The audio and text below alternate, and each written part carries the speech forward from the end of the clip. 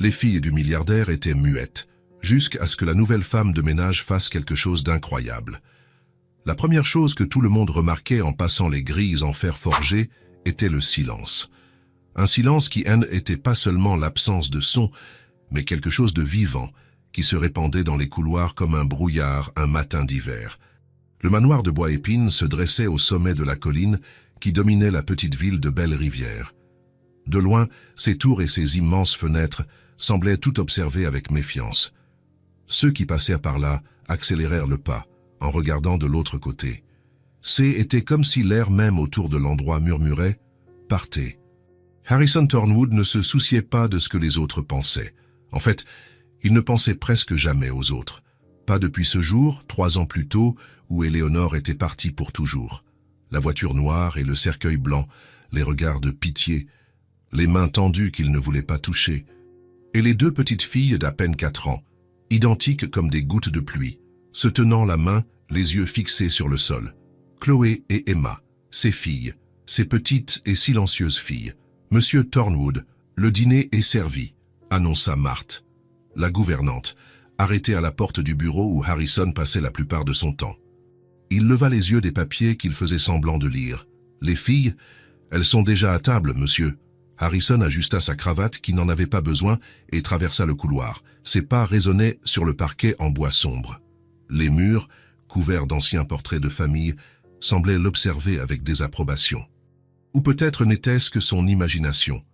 La salle à manger était bien trop grande pour 3 personnes. La table en chêne, polie jusqu'à briller, pouvait accueillir 12 convives. Harrison s'assit à une extrémité. À l'autre bout, sur des chaises côte à côte, se trouvaient Chloé et Emma. Leurs cheveux blonds soigneusement coiffés en tresses identiques, leurs yeux bleus fixés sur leurs assiettes vides. « Bonsoir », dit Harrison. Les filles le regardèrent un instant. Elles hochèrent la tête en parfaite synchronisation. Puis, elles reportèrent leurs regards sur leurs assiettes. Marthe commença à servir la soupe. Le tintement de la cuillère contre la porcelaine était le seul son dans l'immense pièce. Harrison observait ses filles. Elles ressemblaient tellement à Éléonore que parfois, les regarder lui faisait mal. La même forme de visage, le même menton délicat, les mêmes yeux d'un bleu si clair qu'ils semblaient transparents. Mais Éléonore souriait. Elle souriait toujours. Les filles, non.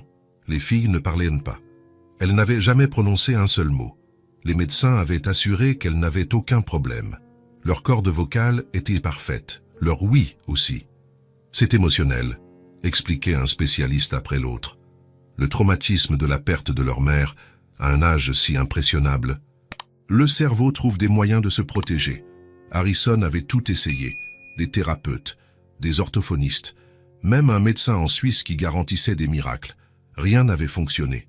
Les filles restaient dans leur monde silencieux, ne communiquant qu'entre elles par des regards et des gestes subtils que personne d'autre ne comprenait. « T'as comment s'est passée la journée des filles, Marthe ?» demanda Harrison, sans regarder la gouvernante. « Normal, monsieur. Elles ont joué dans le jardin, puis ont fait les exercices laissés par la thérapeute. Emma a beaucoup dessiné aujourd'hui. » Harrison hocha la tête. Que pouvait-il demander de plus? Qu'est-ce qui importait, après tout? Après la soupe vint le plat principal, puis le dessert, tout en parfait ordre, comme toujours. Quand elles eurent terminé, les filles s'essuyèrent les lèvres avec leurs serviettes et regardèrent Harrison, attendant la permission de se lever. « Vous pouvez y aller, » dit-il. Elles descendirent de leur chaise, se tenant par la main comme elles le faisaient toujours, et sortirent de la pièce à pas silencieux. Harrison les regarda jusqu'à ce qu'elles disparaissent. Plus tard, alors que la nuit avait déjà recouvert le manoir comme une lourde couverture, Harrison monta les escaliers jusqu'à la chambre de ses filles. La porte était entr'ouverte. Il jeta un coup d'œil par la fente. Les filles étaient assises par terre, entre leurs lits. Une caisse à jouets ouverte révélait des poupées et des cubes de construction, mais elles ne jouaient pas. Elles dessinaient, chacune avec un carnet devant elles, concentrées sur leur travail. Harrison observa à quel point leurs mouvements étaient synchronisés. Comment elles s'arrêtaient de temps en temps pour se montrer leurs dessins. Comment elles souriaient. Oui, elles souriaient parfois, seulement l'une à l'autre, jamais à personne d'autre. Elles avaient un monde à elles, fermé à tout intrus, même à lui. Surtout à lui. Harrison sentit cette pointe familière dans sa poitrine. culpabilité, colère, tristesse, peut-être tout cela à la fois. Éléonore aurait su quoi faire. Éléonore savait toujours, mais Éléonore était partie et il était seul avec 2 filles qu'il ne connaissait pas vraiment. Il retourna dans sa chambre sans faire de bruit. La chambre qui avait été la leur mais qui n'était plus que la sienne, trop grande, trop vide. Il s'allongea sur le lit sans enlever son costume. Il regarda le plafond, où les ombres dansaient. Le manoir de Bois-Épine était immense, impeccable et triste. Parfait à l'extérieur, vide à l'intérieur, comme une tombe bien entretenue, comme lui-même. À l'étage, 2 filles identiques s'endormaient en se tenant la main, tandis que leurs dessins séchaient sur le sol. Une maison, un grand homme, une femme aux cheveux dorés, et des nuages, beaucoup de nuages, tout autour. Le jour suivant serait identique, et le suivant aussi. C'est ce que pensait Harrison en fermant les yeux. Il ne lui était jamais venu à l'esprit que la vie pouvait changer, que le silence pouvait être brisé. Mais la vie a ses propres plans, et parfois, le changement arrive quand on s'y attend le moins. Pour le manoir de Bois-Épine, il arriverait très bientôt, sous la forme la plus improbable qui soit. La pluie tombait sans discontinuer depuis 3 jours, lorsque la vieille voiture se gara devant les grilles du manoir de Bois-Épine. Une femme et une enfant attendirent sous un parapluie pendant que le gardien vérifiait leur nom sur la liste. Carla Moreau.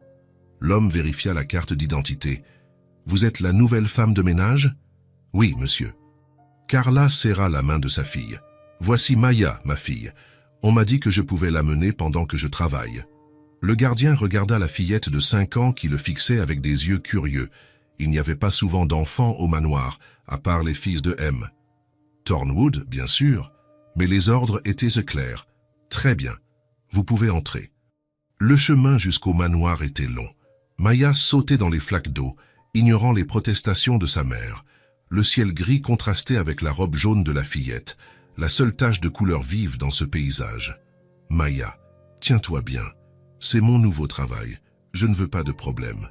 Pardon, maman. La fillette reprit la main de Carla, mais ses yeux ne tenaient pas en place. La maison est un château. Tu crois qu'il y a des princesses à l'intérieur. Le manoir de Bois-Épine ressemblait vraiment à un château sous la pluie, avec ses tours pointues et ses hautes fenêtres. Pour Maya, C était comme un lieu tout droit sorti des contes de fées que sa mère lui lisait tous les soirs. Marthe, la gouvernante, les accueillit à la porte de service. C était une femme de âge mûr, avec un visage qui semblait n'avoir jamais souri. « Bienvenue, Carla. Vous allez remplacer Madame Jean. Elle a dû repartir s'occuper de sa mère malade. » Marthe regarda Maya. « Ce doit être votre fille. M. Thornwood a autorisé, mais assurez-vous qu'elle ne dérange pas. Surtout pas les filles. »« Les filles ?» demanda Maya, curieuse. « Les filles de M, Thornwood, Chloé et Emma. Elles ont 7 ans. » Marthe se pencha un peu. « Mais elles sont spéciales. Ne dérange pas les filles. Compris ?» Maya hocha la tête, mais ses yeux brillaient de curiosité. Des enfants spéciales. Qu'est-ce que cela voulait dire? Dans son esprit de 5 ans, les possibilités étaient infinies. Pendant que Carla recevait des instructions sur ses tâches, Maya attendait, assise sur un banc dans la cuisine. Elle balançait les jambes et observait le va-et-vient des employés. Le manoir était énorme, avec tant de couloirs et de portes qu'elle avait hâte d'explorer. « Cette maison est bien trop grande pour si peu de monde », commenta la cuisinière, une dame robuste nommée Dolores, tout en préparant la pâte à pain. Tant de chambres vides, tant de miroirs recouverts. « Des miroirs recouverts ?» demanda Maya, intriguée. Dolores sembla réaliser qu'elle avait trop parlé. « Rien, ma chérie.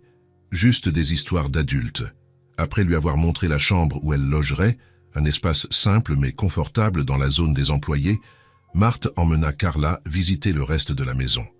Maya suivit en silence, essayant de mémoriser le chemin. C'est dans le couloir du 2e étage que Maya les vit pour la première fois. 2 filles identiques, aux cheveux blonds comme des rayons de soleil et aux yeux d'un bleu très clair, immobiles comme des statues, les observant de loin. Elles portaient des robes bleu clair assorties et se tenaient à la main. « Bonjour !» Maya fit un signe de la main en souriant. « Je suis Maya. » Les filles ne répondirent pas, ne sourirent pas, ne bougèrent pas. Elles se contentèrent de regarder avec ses yeux qui semblaient voir à travers elles, « Viens, Maya » l'attira Carla. « Ne dérange pas les filles. »« Mais j'ai juste dit bonjour » protesta Maya, regardant toujours derrière elle. Au tournant du couloir, Maya tira sur la manche de l'uniforme de Marthe. « Pourquoi elles ne m'ont pas parlé ?» Marthe hésita. Puis, à voix basse, elle répondit « Elles ne parlent à personne, ma chérie. Elles n'ont jamais parlé. » Maya fronça les sourcils, confuse. « Pourquoi ?»« On ne sait pas vraiment. Après la mort de leur mère, elles ont juste arrêté. Les médecins disent qu'il n'y a rien de physique. C'est quelque chose là-dedans. » Marthe se toucha la tempe. « Alors, ne t'attends pas à ce qu'elles discutent, d'accord?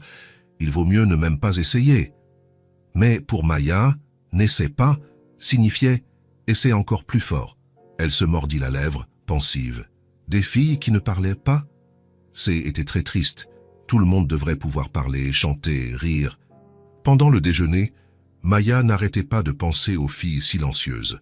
En mangeant dans la cuisine avec les autres employés, elle entendit des bribes de conversation sur la famille Thornwood. Pauvre homme, il ne s'en est jamais remis. Il devrait envoyer les filles dans une école spécialisée. On dit qu'elles communiquent par télépathie, comme si elles n'étaient qu'une seule personne. Madame Thornwood était si différente, si pleine de vie. Robert, le jardinier, un homme au visage buriné par le soleil, remarqua l'intérêt de la fillette. Curieuse à propos des jumelles, petites. Maya hocha la tête en mâchant son sandwich. « Ne perds pas ton temps. Elles sont muettes. Ils ont tout essayé. Des médecins de Paris, des traitements coûteux, même l'hypnose. Rien ne marche. Elles vivent dans leur petit monde. » Maya avala son morceau de sandwich et, sans hésiter, déclara à voix haute « Moi, je sais comment les faire parler. » Le silence se fit dans toute la cuisine. Certains employés échangèrent des regards, d'autres sourirent avec pitié. La petite Maya, avec sa robe jaune et ses tresses en désordre, semblait si déterminée qu'on aurait presque pu la croire. Mais personne n'eut le temps de répondre, car à ce moment précis, Harrison Thornwood entra dans la cuisine. Il y venait rarement. Les employés se levèrent immédiatement, nerveux en présence de leur patron. Harrison était un homme grand, aux épaules larges et à l'expression sévère. Ses cheveux sombres montraient déjà des fils gris sur les tempes, et son visage semblait sculpté dans la pierre, beau mais froid. « Marthe, nous devons discuter du menu pour le dîner d'affaires de la semaine prochaine, » commença-t-il, mais il remarqua alors la présence de Carla et Maya. « Vous devez être la nouvelle femme de ménage. »« Oui, monsieur, Carla Moreau. Et voici ma fille, Maya. » Harrison regarda la fillette un instant. Il y eut quelque chose dans ses yeux qui disparut aussi vite qu'il était apparu. « J'espère qu'elle ne causera pas de problème. »« Je ne cause pas de problème, » protesta Maya, ignorant le regard d'avertissement de sa mère. « Je veux juste jouer avec vos filles. Je peux les faire parler, vous savez ?» Le silence dans la cuisine devint encore plus lourd. Le visage d'Harrison se durcit. « C'est impossible, » dit-il, d'une voix si froide qu'elle semblait geler l'air ambiant. « Ne dérangez pas mes filles avec vos jeux. » Sans attendre de réponse, il tourna les talons et quitta la cuisine, laissant tout le monde dans un silence inconfortable. « Maya, » murmura Carla, mortifiée. « Qu'est-ce que je t'ai dit sur le fait de rester tranquille? Je vais perdre mon emploi avant même de commencer. » Maya croisa les bras, nullement repentante. « Mais je peux, maman. Je sais que je peux. Elles ont juste besoin d'une amie. » Après le déjeuner, pendant que Carla commençait son travail en nettoyant la bibliothèque, Maya fut autorisée à rester dans le jardin, à condition de ne pas s'éloigner pour explorer la propriété. « Et n'essaie pas de trouver les filles, » l'avertit Carla. « Tu me le promets ?»« Promis, » répondit Maya, les doigts croisés dans le dos. Le jardin arrière était immense, avec des pelouses parfaitement tondues, des parterres de fleurs et une fontaine centrale. La pluie avait cessé, laissant l'air propre et frais. Maya trouva un morceau de craie coloré dans sa poche, elle en avait toujours un sur elle, et commença à dessiner sur le chemin de pierre. Elle dessina une maison avec une cheminée, un soleil souriant, des fleurs géantes, puis se mit à chanter en dessinant. Était une chanson inventée, sur une fille qui vivait sur un nuage et avait un petit chat en coton. Là-haut, dans le ciel, vit une fillette, sur un nuage comme une galette. Elle a un chat tout en coton, qui ronronne une chanson. Maya chantait fort, sa voix d'enfant flottant dans le jardin. Elle faisait de grands gestes avec les bras. De temps en temps, elle faisait une pirouette, répandant de la craie colorée autour d'elle. Elle était si absorbée par son monde qu'elle ne remarqua pas les regards qui l'observaient depuis la fenêtre du 2e étage. 2 filles identiques, côte à côte, fixant cette petite silhouette colorée qui chantait dans le jardin. Les jours suivants établirent une routine. Carla nettoyait l'immense manoir, une tâche qui semblait ne jamais finir, tandis que Maya restait dans le jardin, dessinant, chantant, parlant aux fleurs et aux oiseaux qui se posaient près d'elle. « Vous êtes déjà allé sur la Lune ?» demandait-elle au moineau. « Je veux y aller un jour. Je vais construire une fusée avec des boîtes en carton et voler jusque à là-bas. J'apporterai des biscuits pour les astronautes. » Le 3e jour, Maya remarqua qu'elle était observée. Les jumelles étaient aussi dans le jardin, assises sur un banc de pierre à une distance respectable. Elle la regardait avec ses yeux bleu clair qui ressemblaient à 2 lacs tranquilles. Maya sentit son cœur s'accélérer d'excitation. Était la première fois qu'elle les voyait hors de la maison. Elle sourit et leur fit un signe de la main. Les filles ne répondirent pas, mais ne partirent pas non plus. Elles restèrent là à observer. Était un progrès, pensa Maya. Un petit, minuscule progrès. Le 4e jour, Maya apporta ses propres jouets dans le jardin. Une poupée de chiffon que sa grand-mère avait faite, quelques cubes colorés et un livre d'histoires avec des images.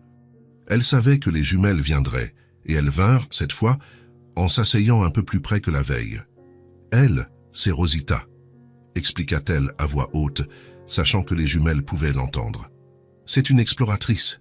Elle est déjà allée au fond de la mer et a trouvé une ville de poissons qui portent des chapeaux. » Maya commença à raconter l'histoire, en faisant des voix différentes pour chaque personnage, bougeant la poupée comme si elle plongeait vraiment.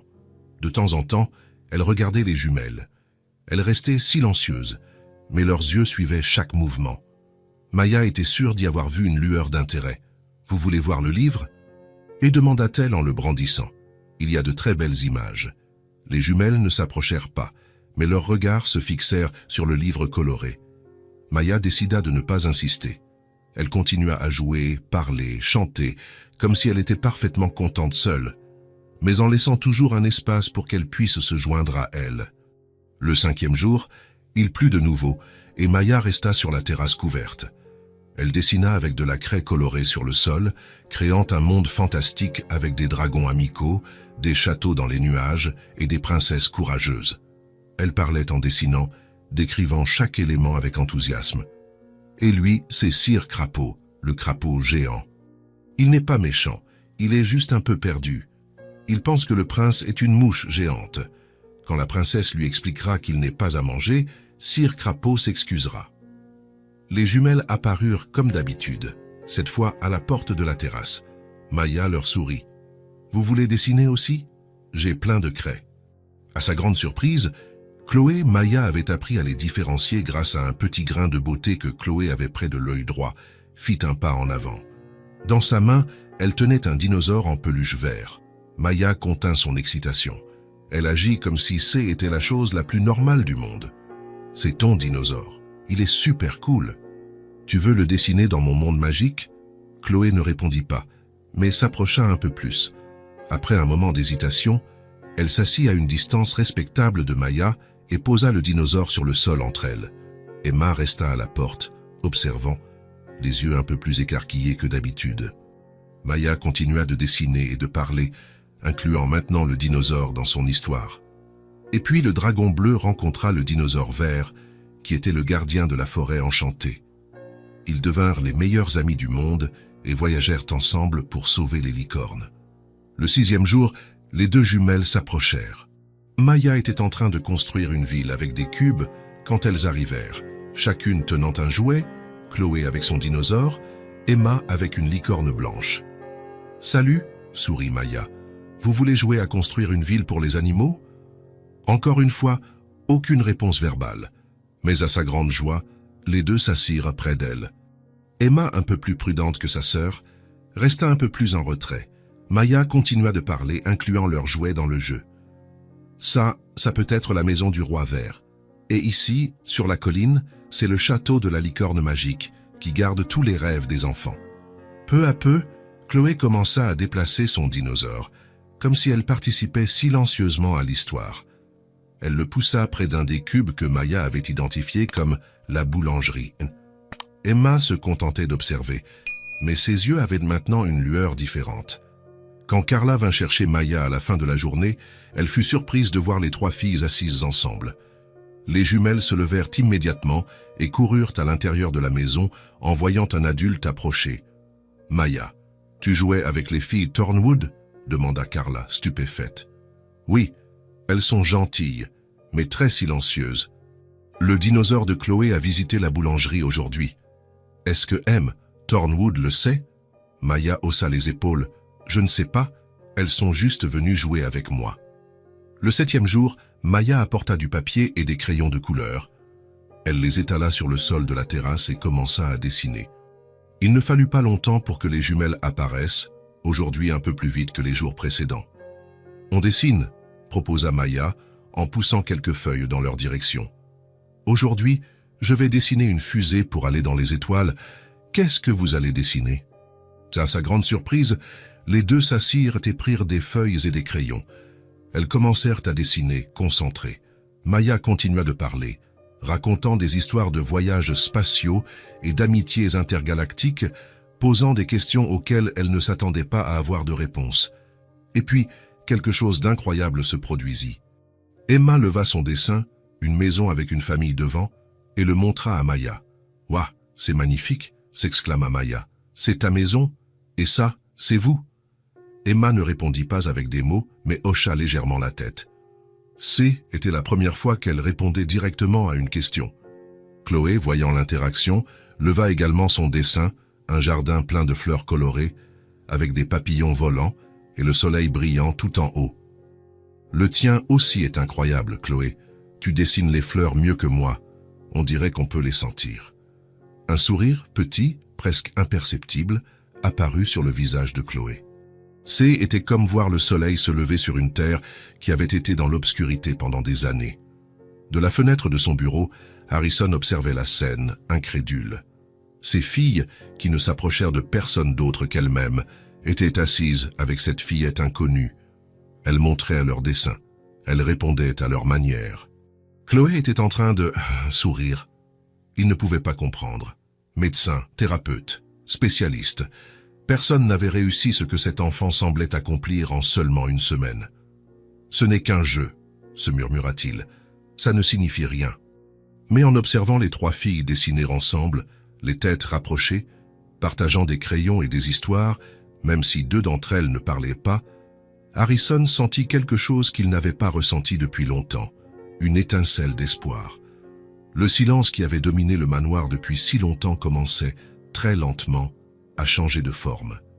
La nouvelle que les jumelles Thornwood passèrent du temps avec la fille de la nouvelle femme de ménage se répandit rapidement parmi les employés du manoir.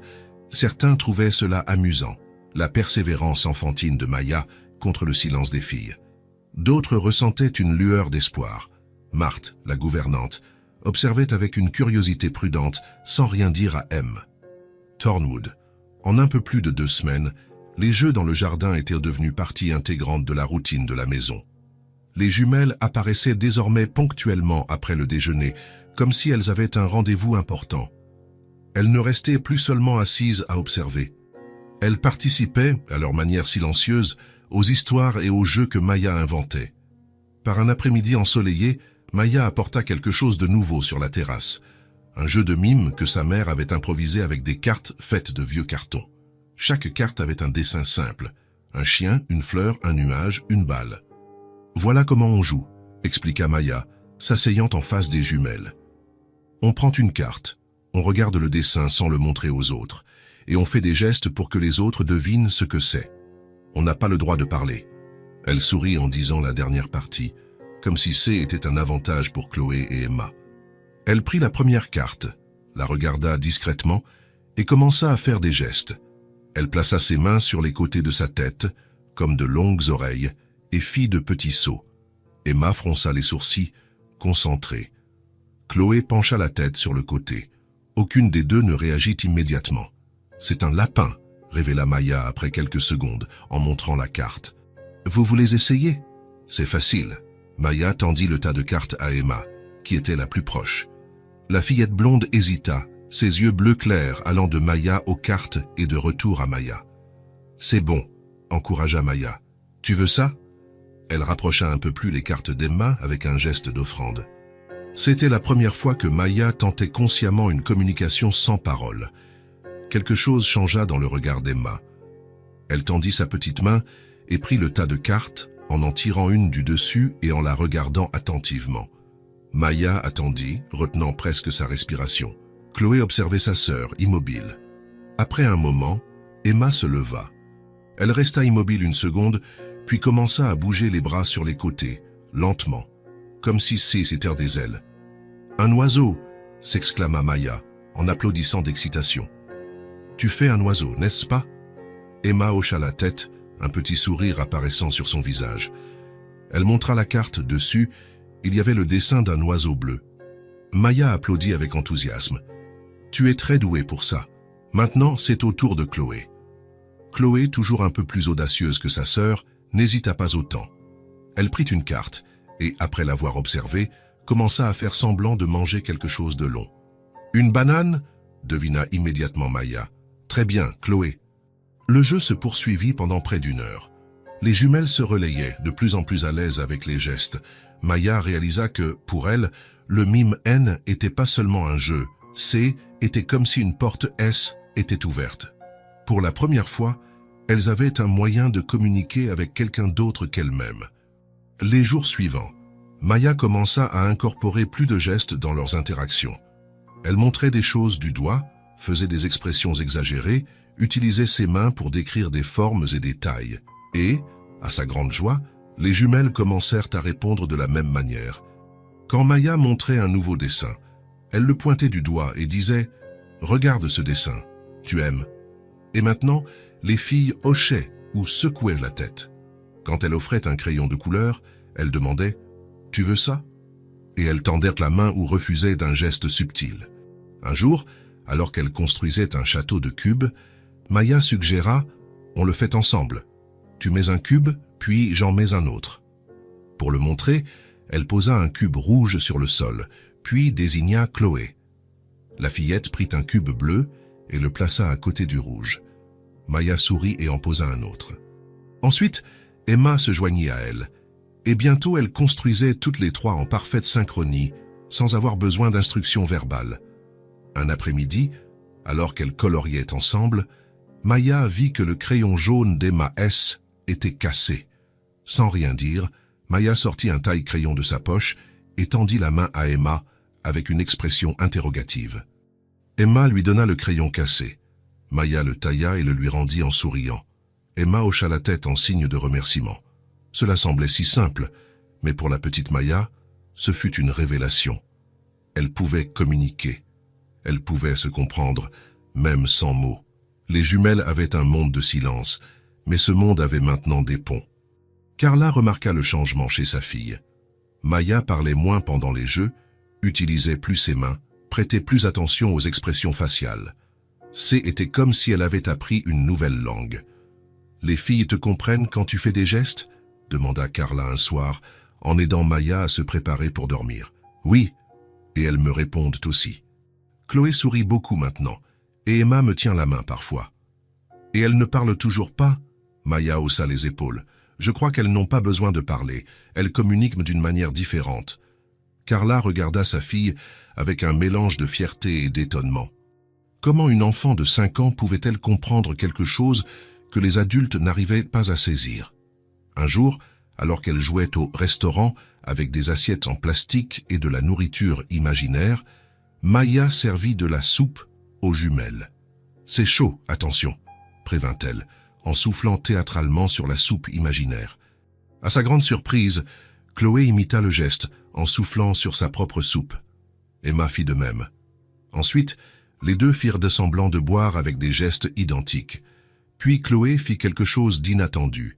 Elle porta la main à sa bouche, puis la tendit vers l'avant comme si elle envoyait un baiser. Maya comprit immédiatement. « De rien. Je suis contente que tu aies aimé la soupe. » Harrison Thornwood avait commencé à observer les jeux plus fréquemment. De la fenêtre de son bureau, ou du couloir donnant sur le jardin, il assistait à l'interaction entre les trois. Au début, il se disait qu'il vérifiait simplement que Maya ne dérangeait pas ses filles. Mais il dut bientôt l'admettre. Il était fasciné. Cet après-midi-là en particulier, alors qu'il les observait dans le jardin, Marthe apparut à ses côtés. « Elles ont l'air heureuses, n'est-ce pas, monsieur ?» Harrison ne répondit pas immédiatement. Les trois filles étaient assises en cercle, se passant un ours en peluche, chacune faisant un geste différent en le tenant. Chloé le serrait dans ses bras, Emma le berçait comme un bébé, Maya le faisait danser. « Elle communique », dit-il finalement, la voix basse. Sans mots, mais il se passe quelque chose là. Marthe hocha la tête. La petite Maya a un don. Elle n'essaie pas de les forcer à parler. Elle a simplement trouvé un moyen d'entrer dans leur monde. Harrison fronça les sourcils, pensif. Combien de spécialistes avaient essayé de faire parler ces filles? Combien d'exercices, de thérapies, de traitements? Et maintenant, une enfant de 5 ans avait trouvé un moyen de se connecter avec elle simplement en acceptant leur silence. « Vous devriez vous joindre à elle un jour », suggéra Marthe, dans un rare moment d'audace. Harrison la regarda, surpris. L'idée de participer au jeu lui semblait absurde. Il était un homme d'affaires, sérieux, occupé. Il n'avait pas le temps pour les jeux d'enfants. Mais ce soir-là, après le dîner silencieux habituel, Harrison trouva les jumelles dans leur chambre, assises par terre. Entre elles, il y avait un dessin. Il s'approcha pour voir. C était une scène du jardin, avec 3 petites silhouettes, clairement Maya, Chloé et Emma. Mais il y avait une 4e silhouette, plus grande, sur le côté. Un homme aux cheveux sombres, qui observait. Harrison sentit un nœud dans sa gorge. Elle l'avait dessiné. Elles avaient remarqué sa présence, même quand il pensait être discret. Emma leva les yeux et le vit là. Un instant, Harrison pensa qu'elle s'enfuirait, comme elle le faisait toujours quand il s'approchait trop. Mais elle ne bougea pas. Elle se contenta de l'observer avec ses yeux si semblables à ceux de Éléonore. Lentement, avec hésitation, Harrison tendit la main et désigna la silhouette qui le représentait sur le dessin. Puis, il se désigna lui-même, avec une expression interrogative. Emma hocha la tête. C était un geste simple, un mouvement de tête. Mais pour Harrison, ce fut comme si quelque chose se brisait en lui. Un mur, une barrière qu'il avait lui-même construite après la mort d'Éléonore. Chloé, remarquant l'interaction, se leva et, à la grande stupéfaction d'Harrison, lui prit la main. Elle n'avait jamais fait ça auparavant. Elle n'avait jamais initié de contact physique avec lui depuis que le silence avait commencé. La fillette le tira doucement, l'invitant à s'asseoir avec elle. Harrison hésita une seconde, puis, avec une raideur qui trahissait son inconfort, il s'assit par terre. Chloé prit un crayon et le lui tendit. Harrison regarda le crayon, puis le dessin, et comprit. Elle voulait qu'il ajoute quelque chose au dessin. D'une main tremblante, il dessina un soleil dans le coin du papier. Ça n'était pas très réussi. Harrison n'avait pas dessiné depuis son enfance, mais les filles semblèrent approuver. Emma applaudit silencieusement. Ce soir-là, pour la première fois depuis des années, Harrison donna un baiser de bonne nuit à ses filles. Un geste simple qui en disait bien plus que n'importe quel mot aurait pu le faire. L'idée surgit un dimanche matin, alors que Maya observait sa mère organiser les vêtements pour la semaine. Carla séparait tout en rangées parfaites, comme elle le faisait dans son ancien travail à la blanchisserie. « Je veux organiser des choses aussi », dit Maya, en balançant les jambes assises sur le lit. « Ah oui? Et qu'est-ce que tu veux organiser ?» demanda Carla, distraite. Maya resta pensive un moment, son regard fixé dans le vide. Soudain, ses yeux s'illuminèrent. « Une école. Je vais faire une école pour les filles. » Le lendemain matin, avant même que Carla ne commence son travail au manoir, Maya était déjà dans le jardin, transportant sa caisse à jouets. Le plan dans sa tête de 5 ans était simple et, en même temps, brillant. Elle choisit un petit coin près de la fontaine où l'herbe était plus courte.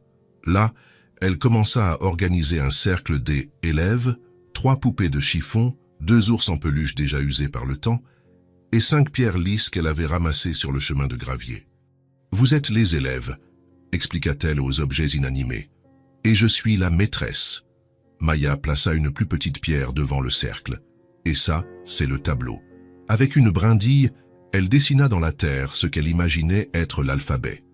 C'étaient des gribouillis sans signification, mais pour elle, ces traits représentaient des lettres importantes que tout le monde devait apprendre. Quand les jumelles apparurent, Maya était déjà au milieu de sa première leçon. Elle portait un vieux foulard de sa mère comme un châle et avait une expression sérieuse, imitant sa maîtresse de maternelle. « Bonjour, les élèves » salua Maya, Chloé et Emma, comme si elle les avait attendus tout ce temps. « Le cours a déjà commencé. Vous pouvez vous asseoir là. » Elle désigna 2 espaces vides qu'elle avait laissés entre les élèves. Les jumelles échangèrent un regard, cette communication silencieuse qu'elles avaient toujours eue. Puis, à la grande joie de Maya, elles s'assirent aux places indiquées. « Aujourd'hui, nous allons apprendre les sons, » annonça Maya avec le sérieux de quelqu'un qui enseigne quelque chose de vraiment important. « C'est facile, vous allez voir. » Elle se plaça devant le cercle, se racla la gorge comme elle avait vu les adultes le faire, avant de dire quelque chose d'important, et commença « Ba ba ba » chanta Maya, en bougeant les lèvres de manière exagérée pour que le mouvement soit bien visible. « Ba ba ba » elle répéta plusieurs fois, puis désigna les poupées, une par une. « Maintenant, à vous » Maya fit semblant que les poupées répondaient, en les bougeant légèrement et en imitant des voix fines « Ba ba ba ». Quand vint le tour des pierres, elle hocha simplement la tête, comme si les pierres avaient fait un excellent travail en silence. Puis, elle regarda Chloé et Emma avec de l'attente dans les yeux. Les jumelles restèrent immobiles un moment. Puis, Chloé, toujours la première à oser, bougea les lèvres sans émettre de son « Ba ba ba ». Le cœur de Maya s'accéléra, mais elle garda sa posture de maîtresse. « Très bien, Chloé. Maintenant, toi, Emma. » Emma, plus hésitante, observa d'abord sa sœur. Puis, elle bougea aussi les lèvres silencieusement. « Ba, ba, ba. »« Excellent !» applaudit Maya. « Vous êtes des élèves très intelligentes. » Le jeu continua. Maya introduisit de nouveaux sons. « La, la, la » chanta-t-elle, en exagérant le mouvement de la langue. Les jumelles essayèrent d'imiter, leurs lèvres bougeant avec plus de confiance maintenant. Aucun son ne sortait encore, mais il y avait un effort, une intention, une tentative. Maya pouvait le voir dans leurs yeux. Elle voulait participer, elle voulait apprendre. « Co-co-co » fut le son suivant. Maya fit la forme arrondie avec sa bouche, montrant comment le son était produit. Chloé et Emma essayèrent. Leurs lèvres formèrent de petits cercles, tentant de copier le mouvement de Maya. Il n'y eut pas de son, mais leurs yeux suivaient chaque mouvement, absorbant tout avec un intérêt qu'elles ne montraient jamais avec les thérapeutes et les spécialistes. « Vous vous débrouillez très bien », encouragea Maya. « Essayons-en un autre, ma ma ma ». Celui-ci était spécial pour Maya, le son de son propre prénom, le premier qu'elle avait appris bébé, d'après sa mère. Les jumelles essayèrent d'imiter. Maya remarqua qu'elle s'efforçait davantage maintenant, avec plus de concentration. Les lèvres d'Emma tremblèrent un peu en essayant de former le M, mais sans produire encore le moindre son. La petite école de Maya continua pendant plusieurs jours. Chaque jour, elle introduisait de nouveaux sons, toujours en chantant sur un rythme joyeux, toujours avec des mouvements exagérés pour faciliter l'imitation. Et chaque jour, les jumelles semblaient plus impliquées, plus présentes. Un jour, Maya décida d'essayer quelque chose de plus difficile. Elle prit sa poupée préférée et dit « On va apprendre à dire « poupée, poupée ». Elle sépara bien les syllabes, bougeant les lèvres de manière claire et définie. Les jumelles observaient attentivement. Quand Maya eut terminé, les deux regardèrent la poupée puis Maya. « Vous voulez essayer ?» demanda Maya. « Poupée ». Chloé fut la première, comme toujours. Elle bougea les lèvres, essayant d'imiter « poupée », sans son, juste le mouvement. Emma suivit l'exemple, ses lèvres formant les syllabes en silence. « Très bien », applaudit Maya. « Maintenant, essayons un autre mot. Fenêtre. » Elle montra la fenêtre du manoir, visible depuis le jardin.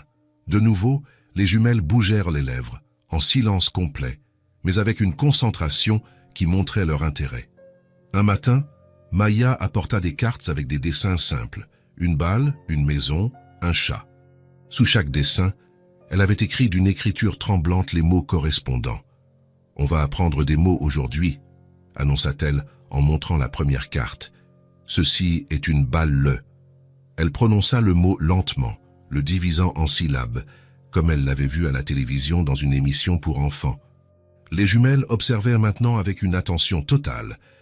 Quand Maya leur demanda de répéter, toutes deux bougèrent les lèvres en formant balle le. La même chose se produisit avec mei, son et chat. Pour chaque mot, Maya chantait les syllabes et les jumelles essayaient d'imiter. Un de ces jours, alors qu'elle enseignait le mot balle, Maya remarqua quelque chose de différent. Quand Chloé observait Maya parler, ses yeux brillèrent d'une nouvelle manière, comme si elle comprenait vraiment ce que le mot signifiait. Maya fut si excitée qu'elle faillit sortir de son rôle de maîtresse. Mais elle garda son sang-froid et continua la leçon, le cœur battant à tout rompre. Quelque chose se passait. Les sœurs essayaient, vraiment, de comprendre les mots à travers les expressions de Maya. À la fin de cette semaine, alors que les cours étaient devenus partie intégrante de la routine des trois, Maya fit quelque chose de différent. Elle montra une carte avec le dessin de deux filles blondes se tenant la main. « Chloé et Emma », dit-elle en montrant le dessin. « C'est vous. » Les jumelles regardèrent la carte avec intérêt. Maya la leur tendit, avec un crayon. « Regardez, j'ai fait un dessin de vous. » Ce fut la première fois que Maya vit un sourire complet sur le visage d'Emma. La fillette prit le crayon et écrivit quelque chose d'une écriture tremblante sur la carte. Puis, elle montra ce qu'elle avait écrit, son regard plein de sens. Maya se pencha pour voir. Emma avait écrit « Maya » en lettres maladroites. Elle avait dessiné une petite silhouette à côté, avec des cheveux sombres comme ceux de Maya. À ce moment, alors que les trois étaient assises ensemble dans le jardin transformé en petite école, Maya en eut la certitude. Les jumelles n'imitèrent pas seulement. Elles essayèrent de trouver leur voix. Aucun son ne sortait, mais l'intention était là. Et ça, pour Maya, c'était le début de tout. « Vous êtes presque prête », murmura-t-elle. Plus pour elle-même que pour elle.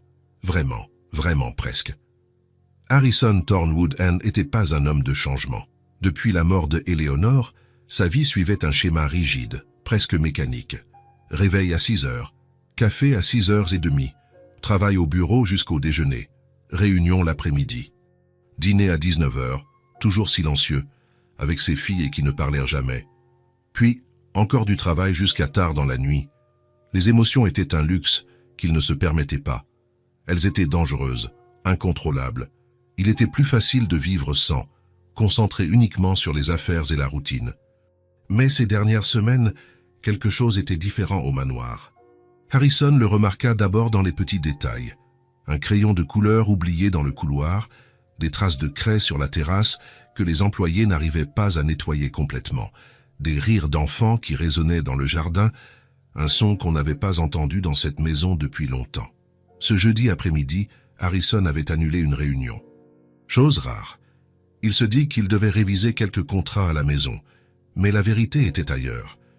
La curiosité, un sentiment qu'il avait presque oublié, commençait à le déranger. Il se posta sur le balcon de sa chambre, d'où il pouvait voir le jardin sans être facilement remarqué. Le soleil de fin d'après-midi jetait une lumière dorée sur la pelouse bien entretenue, et elles étaient là. Ses filles et la petite Maya, assises en cercle. La scène en elle-même était déjà extraordinaire. Chloé et Emma passaient rarement du temps avec d'autres enfants. Lors des rares tentatives qu'Harrison avait faites des années auparavant, en les emmenant dans des parcs ou à des fêtes d'enfants, elles restaient isolées, se tenant la main, observant le monde de loin avec leurs yeux identiques et vides. Mais là, dans le jardin du manoir, ces filles étaient assises près d'une autre enfant, apparemment plongée dans une sorte de jeu. Harrison se pencha légèrement, essayant de comprendre ce qu'elle faisait. Maya était debout, gesticulant avec animation, tenant une carte colorée. Elle parlait avec enthousiasme, bien qu'Harrison ne pût entendre les mots.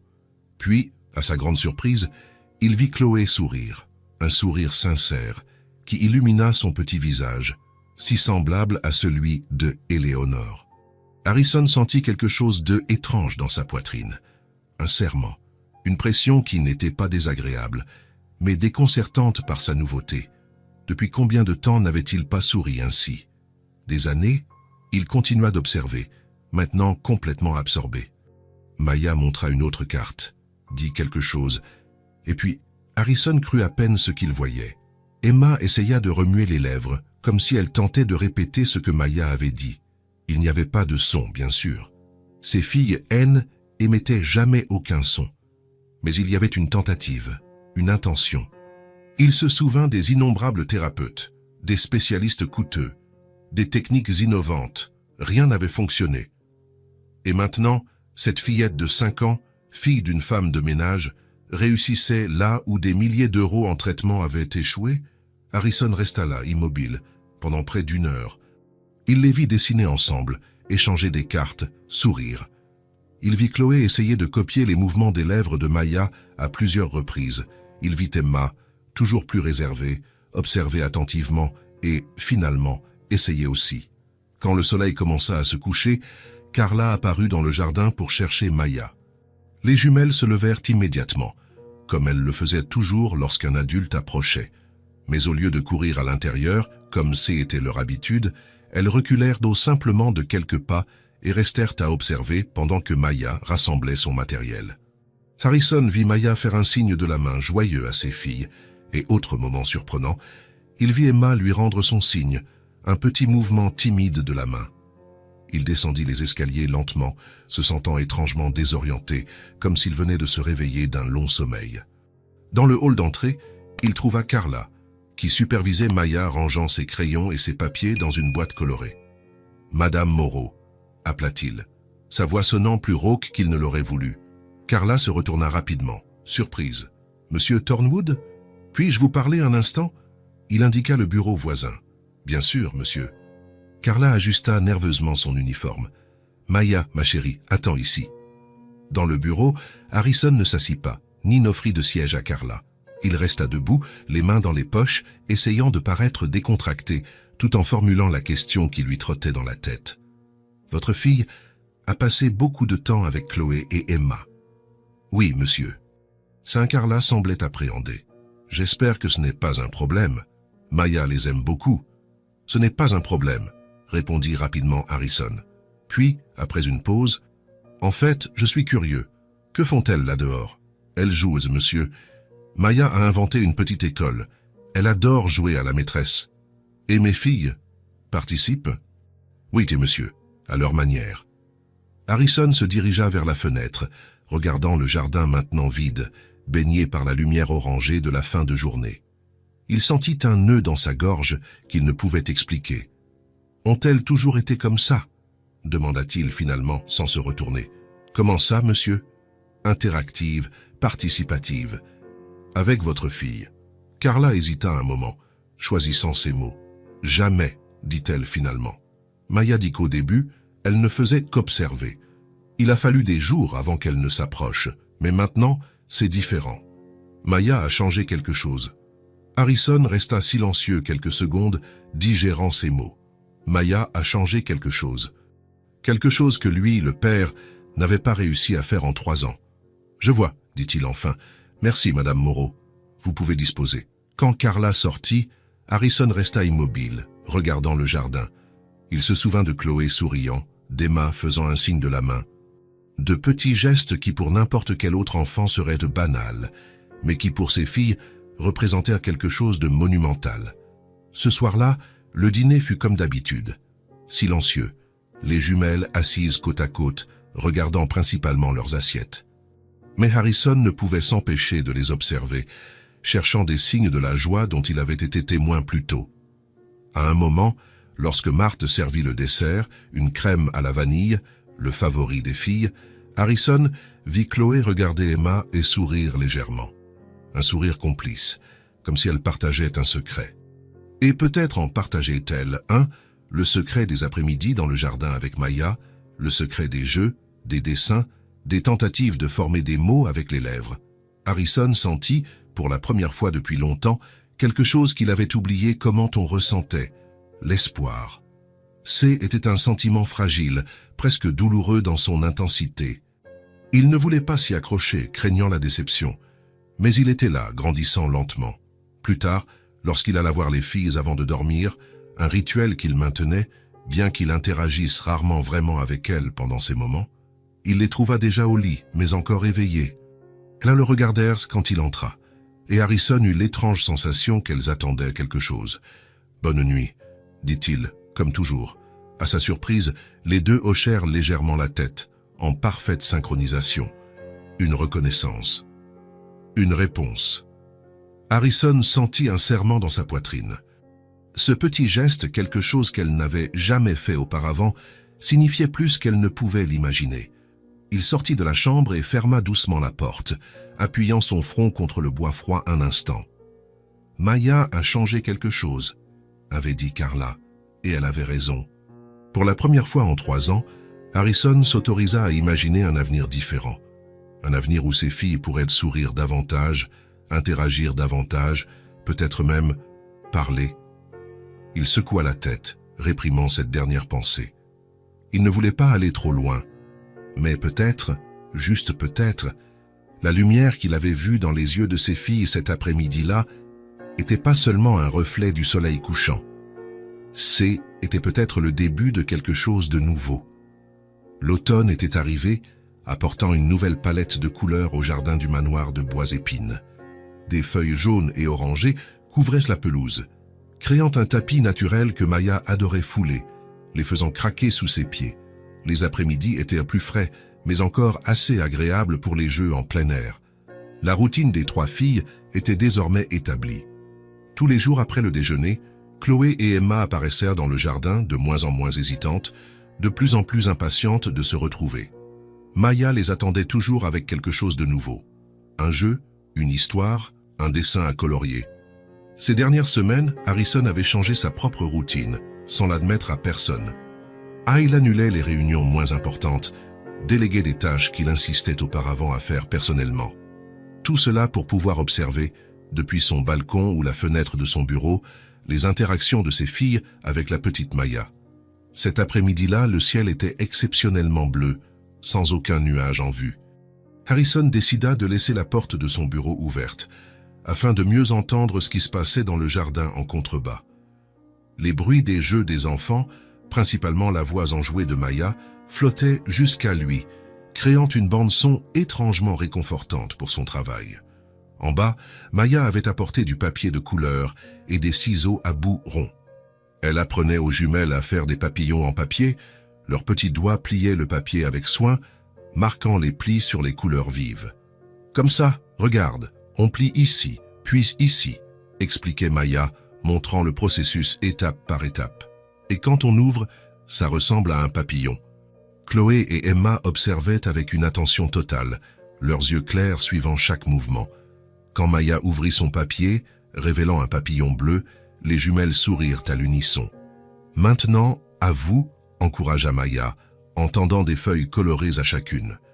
Les 3 travaillèrent en silence pendant quelques minutes, concentrés sur leurs tâches.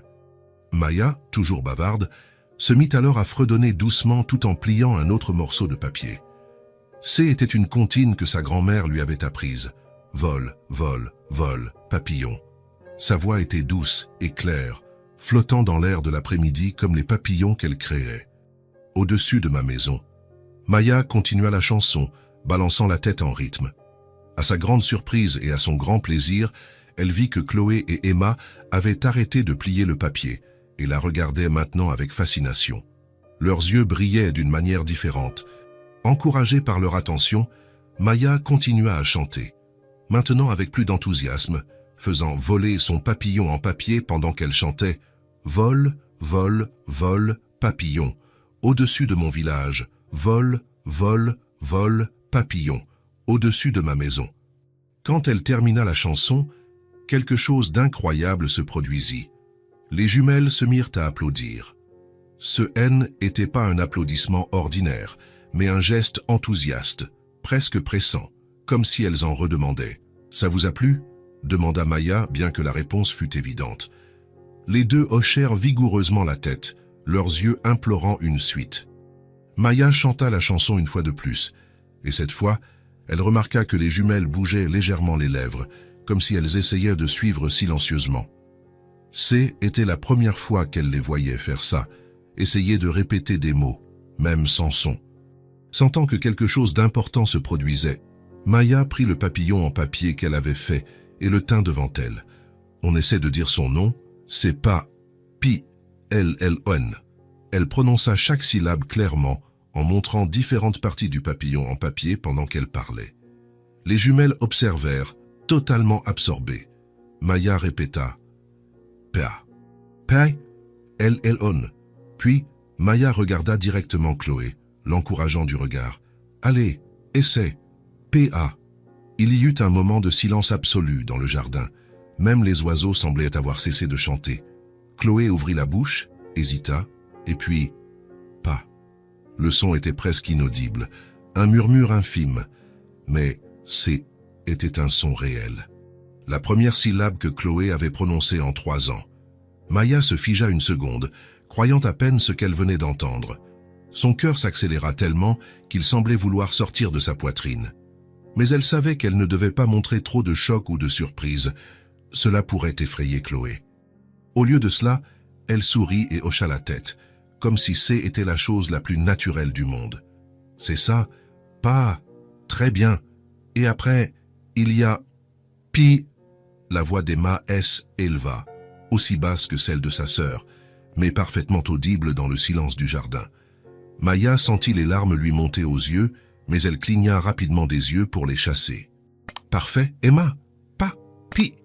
Les jumelles se regardèrent, quelque chose passant entre elles. Peut-être de la surprise, peut-être de la joie, peut-être de la peur.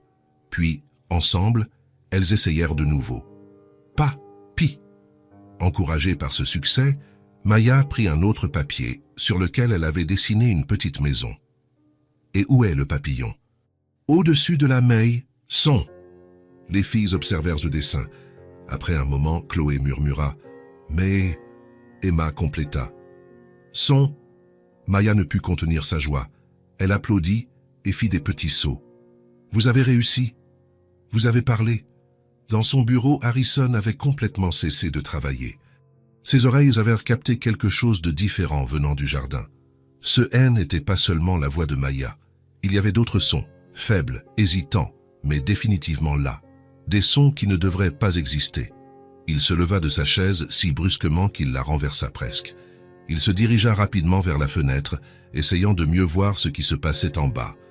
Les 3 filles étaient assises en cercle, avec des papiers colorés autour d'elles. Maya parlait avec animation, montrant quelque chose à ses filles. Puis, il l'entendit de nouveau. Pas, la voix était petite, presque un souffle, mais Harrison la reconnut immédiatement comme appartenant à Chloé. Son cœur s'arrêta une seconde. Puis, C était maintenant Emma, sa voix tout aussi fragile, mais indubitablement réelle. Harrison sentit ses jambes flageoler. Il s'appuya sur le rebord de la fenêtre, incapable de croire ce que ses oreilles captaient. Ses filles, en train de parler, de produire des sons, après des années de silence absolu.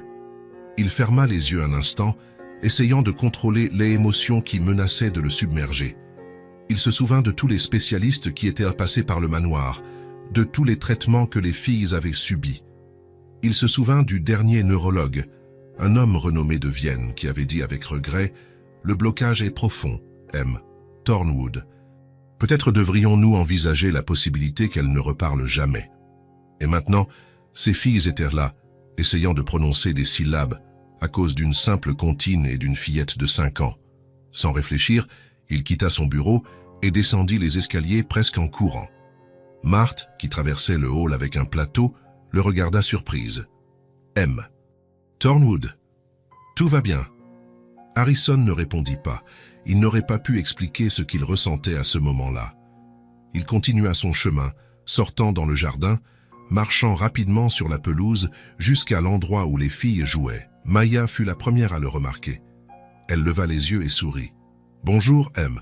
Thornwood. » Chloé et Emma se retournèrent en même temps, leurs yeux écarquillant légèrement en voyant leur père. Mais, à la surprise d'Harrison, elles ne se levèrent pas pour s'enfuir, comme elles le faisaient habituellement lorsque des adultes approchaient. Harrison s'arrêta à quelques pas, soudainement incertain. Que devait-il dire? Comment devait-il agir? Il ne voulait pas les effrayer, ne voulait pas briser ce qui était en train de se passer. « J'ai entendu » commença-t-il, la voix rauque. « J'ai cru entendre » Maya, percevant son hésitation, sourit encore plus. Chloé et Emma apprennent à dire « papillon ». Vous voulez voir?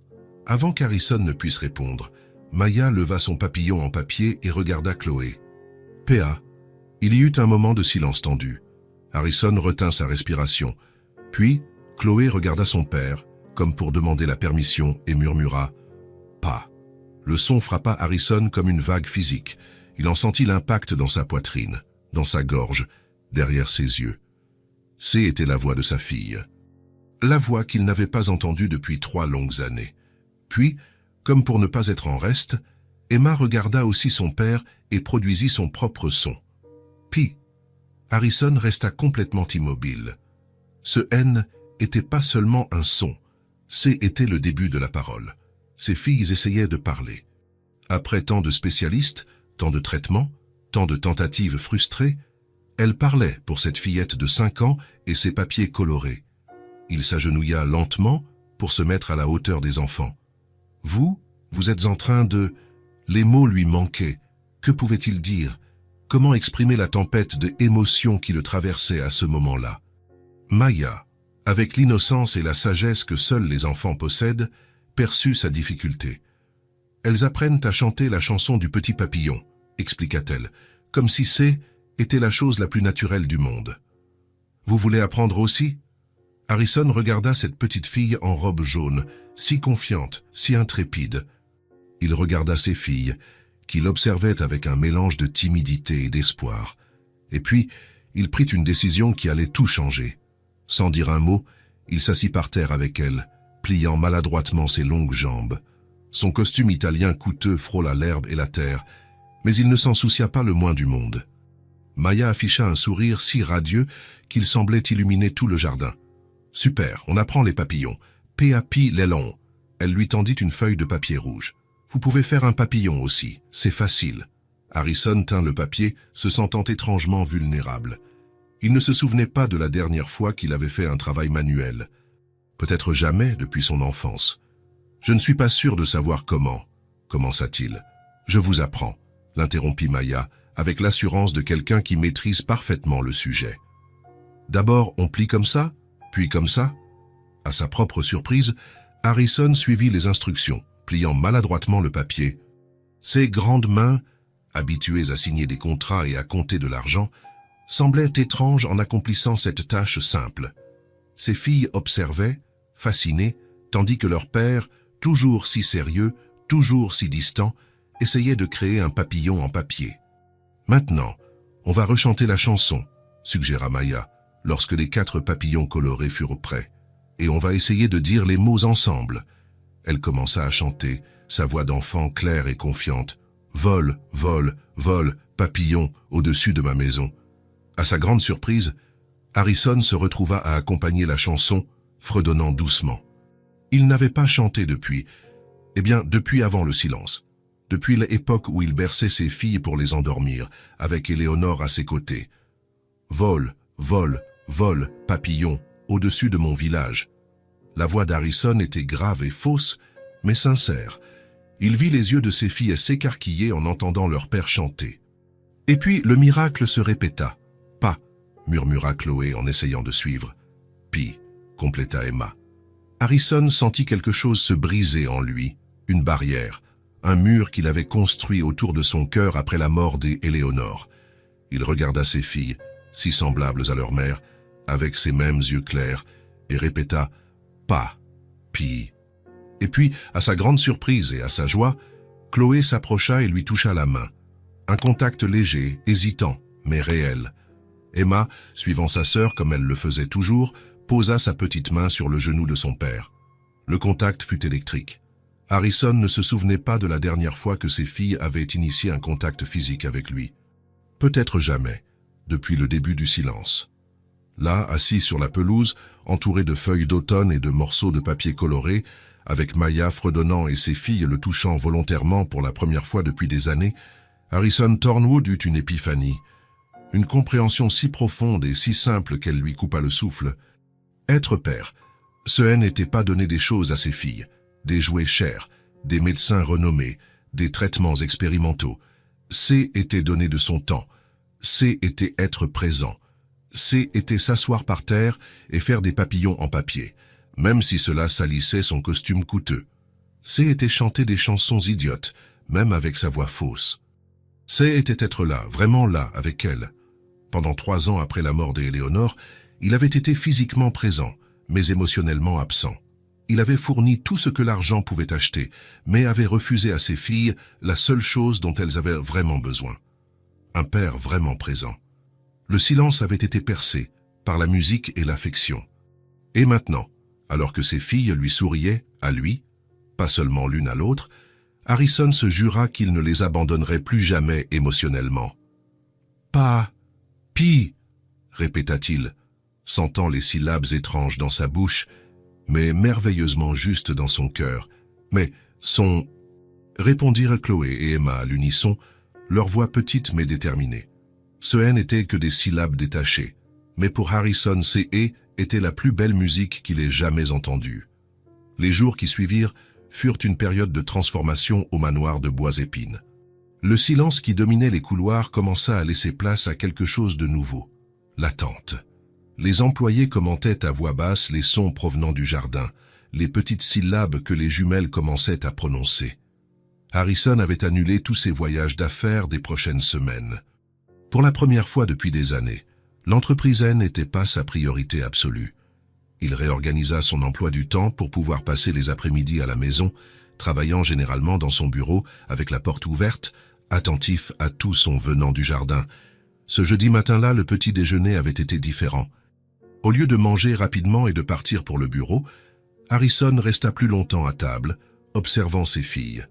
Elles ne parlaient toujours pas pendant les repas, mais quelque chose avait changé. Occasionnellement, elles échangèrent des regards et de petits sourires, comme si elles partageaient un merveilleux secret. « Les filles semblent différentes », commenta Marthe en servant plus de café à Harrison. « Plus présentes. » Harrison hocha la tête, c'était exactement ça. Ses filles semblaient revenir d'un long sommeil, éveillant lentement au monde qui les entourait. À 14 heures, comme était devenu une habitude, Maya arriva dans le jardin avec sa boîte de matériel. Aujourd'hui, elle apportait un petit tableau noir et de la craie de couleur, des cadeaux qu'Harrison avait achetés pour encourager les cours de la petite professeure. Chloé et Emma l'attendaient déjà, assises sur une couverture étendue sur l'herbe. Leurs yeux clairs s'illuminèrent en voyant Maya approcher. « Salut les filles !» salua joyeusement Maya. « Aujourd'hui, j'ai apporté mon nouveau tableau. On va apprendre de nouveaux mots. » Harrison observait depuis la terrasse. Ces derniers jours, il avait abandonné sa position cachée à la fenêtre du bureau. Maintenant, il se tenait ouvertement sur la terrasse, assistant aux interactions. Les filles ne semblaient pas se soucier de sa présence. Un énorme progrès, considérant qu'auparavant, elle fuyait à l'approche de tout adulte. Maya organisa sa salle de classe avec le sérieux d'une professeure expérimentée. Elle plaça le tableau appuyé contre une chaise, disposa les craies colorées en ordre et distribua des feuilles de papier aux jumelles. « Aujourd'hui, on va apprendre des mots plus longs », annonça-t-elle, en écrivant avec des lettres tordues sur le tableau. « D'abord, on va essayer chaïsse ». Elle montra la chaise qui soutenait le tableau. « Chai », prononça clairement Maya, en montrant la syllabe sur le tableau. « Tché », répéta Chloé, sa voix encore très basse, mais plus ferme que les jours précédents. « Ce », continua Maya. « Ce », murmura Emma, ses yeux fixés sur les lèvres de Maya, essayant de copier exactement le mouvement. « Ra »,« ra », dirent les jumelles ensemble, presque en synchronisation. Note: French for chair is chaise, 2 syllables. I'll adapt the text to fit this. Correction for French context. Aujourd'hui, on va apprendre des mots plus longs, annonça-t-elle en écrivant avec des lettres tordues sur le tableau. D'abord, on va essayer chaïsse. Elle pointa du doigt la chaise qui soutenait le tableau. Chai, prononça clairement Maya. Chai, répéta Chloé, sa voix encore très basse, mais plus ferme que les jours précédents. Ce, continua Maya. Ce, murmura Emma, ses yeux fixés sur les lèvres de Maya, essayant de copier exactement le mouvement. Paragraphe supprimé pour l'adaptation. Paragraphe supprimé pour l'adaptation. Très bien. Maintenant, tout ensemble, chai, se, chai, se. Ça essayèrent Chloé et Emma, leur voix hésitante, le mot fragmenté mais audible. Note pour moi-même, l'utilisateur a demandé de ne pas changer la structure. Je vais donc fusionner les paragraphes pour que le compte reste le même. Je vais combiner 399 404 en 2 paragraphes pour garder le rythme. Correction reprise, respectant la structure. Aujourd'hui, on va apprendre des mots plus grands, annonça-t-elle en écrivant avec des lettres tordues sur le tableau. D'abord, on va essayer chaise. Elle pointa du doigt la chaise qui soutenait le tableau. Che. Prononça clairement Maya, en montrant la syllabe sur le tableau. Che, répéta Chloé, sa voix encore très basse, mais plus ferme que les jours précédents. Ce, continua Maya. Ce, murmura Emma, ses yeux fixés sur les lèvres de Maya, essayant de copier exactement le mouvement. Paragraphe vide maintenu pour la numérotation. Paragraphe vide maintenu pour la numérotation. Très bien. Maintenant, tout ensemble. Chaise. Chais, ce, tentèrent Chloé et Emma, leur voix hésitante, le mot fragmenté, mais audible. Non, ce n'est pas la bonne approche. L'utilisateur veut que chaque paragraphe soit traduit. Le mot portugais cadeira a 3 syllabes, et le texte original utilise 6 paragraphes pour l'enseigner. Le mot français chaise n'en a que 2. Je dois trouver un mot de 3 syllabes ou étirer la leçon. Fenêtre, fenêtre, a 2 syllabes aussi. Cuisine, cuisine aussi. Je vais devoir être créatif pour garder la structure. Je vais garder le mot original cadeira, mais le franciser. Canapé, canapé est parfait. 3 syllabes, reprise de la traduction à partir du paragraphe 397. Aujourd'hui, on va apprendre des mots plus grands, annonça-t-elle, en écrivant avec des lettres tordues sur le tableau. D'abord, on va essayer canapé. Elle montra du doigt un petit canapé de jardin à proximité. C'est un A, prononça clairement Maya, en montrant la syllabe sur le tableau. Ça, répéta Chloé, sa voix encore très basse, mais plus ferme que les jours précédents. Na, continua Maya. Na, murmura Emma, ses yeux fixés sur les lèvres de Maya, essayant de copier exactement le mouvement. P, P, dirent les jumelles ensemble, presque en synchronisation. Très bien, maintenant tout ensemble, ça, na, P. Ça, na, P, tentèrent Chloé et Emma, leur voix hésitante, les mots fragmentés, mais audibles. Harrison sentit un frisson parcourir son échine. Ses filles prononçaient des mots entiers maintenant, pas seulement des syllabes détachées. Ce N n'était pas encore une parole normale et fluide, mais C était un progrès incroyable. Maintenant, on va essayer mon prénom, continua Maya, en écrivant sur le tableau. Maya, ma, commença Chloé. Ya, compléta Emma. Ensemble, encouragea Maya. Maya. Essayèrent les deux simultanément, le mot sortant un peu tronqué, mais reconnaissable. Harrison réalisa qu'il retenait sa respiration. Il expira lentement, ressentant une émotion qu'il reconnaissait à peine, une fierté paternelle pure et simple. « Parfait », applaudit Maya. « Maintenant, on va essayer un mot spécial, maman. » Elle écrivit soigneusement sur le tableau. « Ma », commença Chloé, sa voix un peu plus forte. « Man », compléta Emma, le son nasal sortant un peu différemment, mais clairement une tentative. « Ensemble, maman, maman », dirent les jumelles, presque à l'unisson. Harrison sentit une pointe dans sa poitrine. « Maman, Éléonore. » Un instant, il imagina ce qu'elle ressentirait en voyant ce moment, en entendant ses filles parler à nouveau. Il sentit un nœud dans sa gorge, un mélange de joie et de tristesse qu'il ne pouvait nommer. Il ne put plus se contenir sur la terrasse. D'un pas lent, il s'approcha du groupe. Maya fut la première à le remarquer. « M. Thornwood, vous arrivez juste à temps pour notre cours. » Les jumelles regardèrent leur père, mais ne montrèrent pas le malaise d'avant. Au contraire, leurs yeux avaient une lueur différente, presque d'attente. « Qu'est-ce que vous apprenez aujourd'hui » demanda Harrison, la voix douce. « Des mots plus grands » répondit Maya, fière. « Regardez ce qu'elles ont appris. » Elle se tourna vers les jumelles avec attente. « On montre à votre papa ?»« On dit canapé. » Il y eut un moment d'hésitation. Harrison retint sa respiration. Puis, à sa grande surprise, Chloé le regarda directement et dit « canapé ». Le mot sortit bas, un peu entrecoupé, mais parfaitement compréhensible. Emma, ne voulant pas être en reste, regarda aussi son père. « Maya », dit-elle en montrant son ami. Harrison s'agenouilla sur l'herbe, se mettant à la hauteur des filles. Il sentait son cœur battre si fort qu'il craignait qu'elles ne puissent l'entendre. « C'est incroyable !» réussit-il à dire, la voix étranglée par elle émotion. « Elles sont très intelligentes !» s'exclama Maya. « Elles apprennent super vite, je crois qu'elles savaient déjà parler. Elles avaient juste oublié comment. » Harrison regarda la petite fille de 5 ans qui, avec son innocence et sa persévérance, avait réussi ce que des spécialistes renommés considéraient comme impossible. « Tu as raison, Maya. Je crois qu'elles avaient juste besoin de quelqu'un qui croit en elles. » Il regarda ses filles, si semblables et si différentes à la fois. Il vit de l'espoir dans leurs yeux, quelque chose qu'il n'avait pas vu depuis longtemps. « Vous voulez essayer de dire autre chose ?» demanda-t-il gentiment. Chloé et Emma se regardèrent, cette communication silencieuse qu'elles avaient toujours eue. Puis, Chloé regarda son père et, avec un grand effort, forma un nouveau mot. « Pas, pas ». Le monde sembla s'arrêter. Harrison sentit comme si l'air avait été aspiré de ses poumons. « Papa ».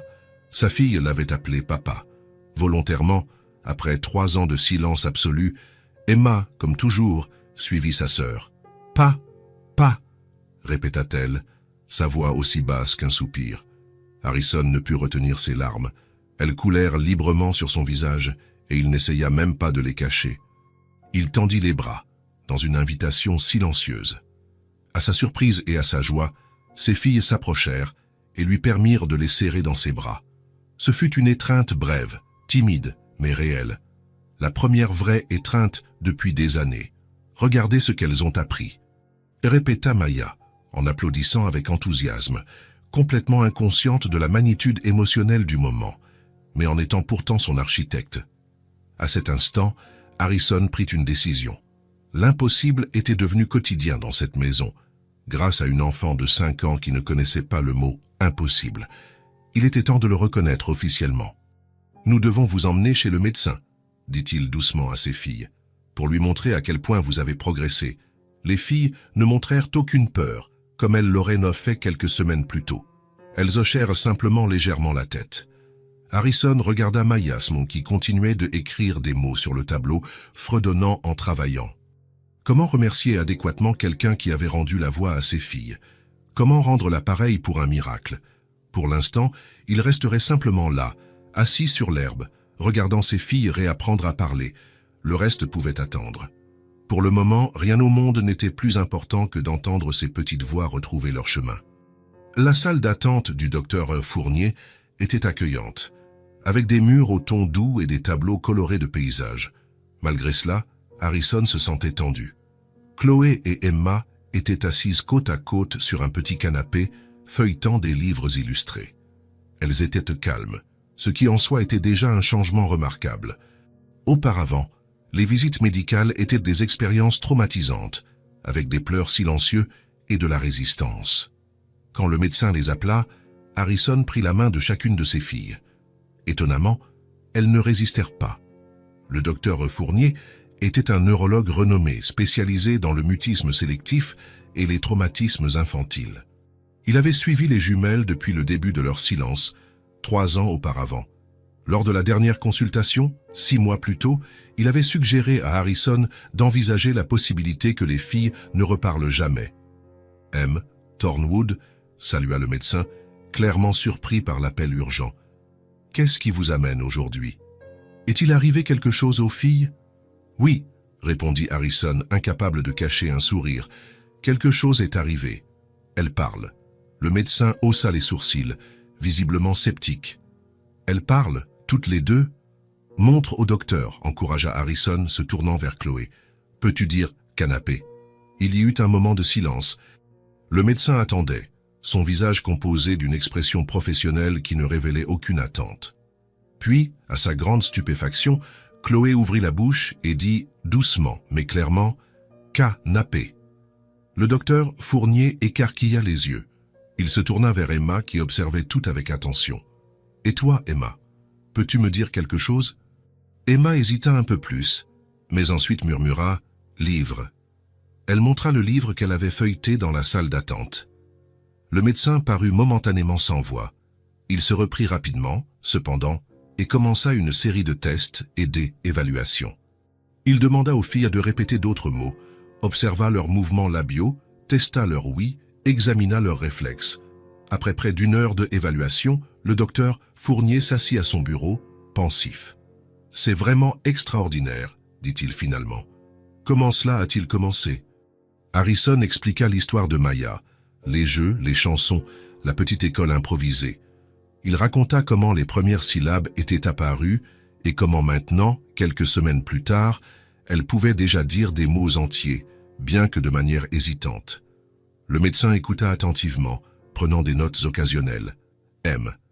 Thornwood, ce que nous voyons ici confirme ce que nous avons toujours soupçonné. Elles n'ont aucun blocage physique. Le traumatisme a causé le silence. Mais la bonne stimulation fonctionne. Continuez ainsi. Que devons-nous faire maintenant ?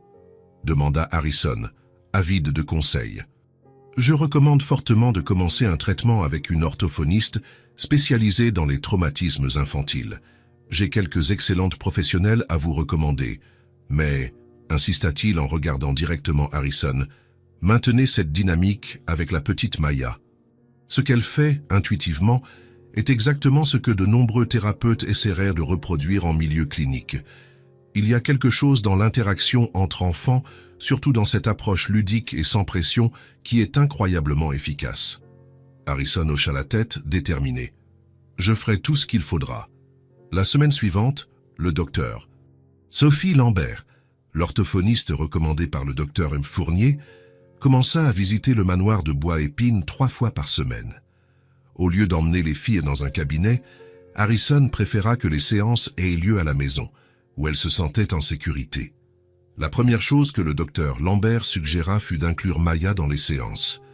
Si elle est le catalyseur de ce progrès, il serait contre-productif de l'exclure, expliqua-t-elle. Nous pouvons transformer cela en activité pour les 3, avec des objectifs thérapeutiques spécifiques.